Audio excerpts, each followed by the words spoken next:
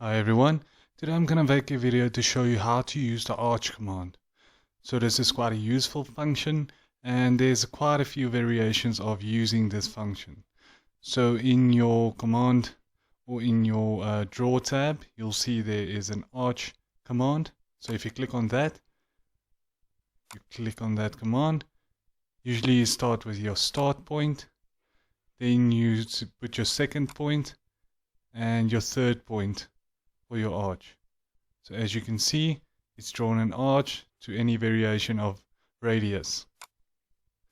So there's a way to use this to specific specifications. So let's say I have a circle and I want to make a channel with the circle but with the arch in between the circle. So I can just make a random start point.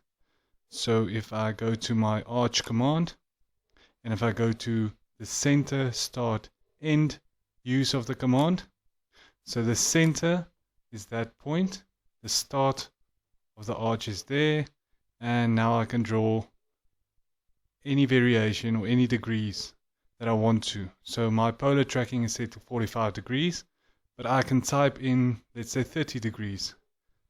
So that line from the center point, that's going to be 30 degrees. So now I can copy this over to the end point of that arch that I've drawn. So I can use the offset command.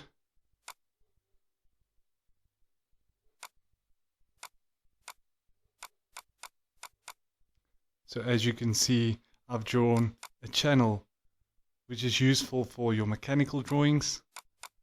So as you can see, there's a channel and I use the arch with the command as a center, start and end point. So there's a few variations of this command.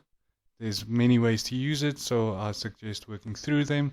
But those two are the ones you're going to use the most, just the normal 3-point arch and the center, start and end point.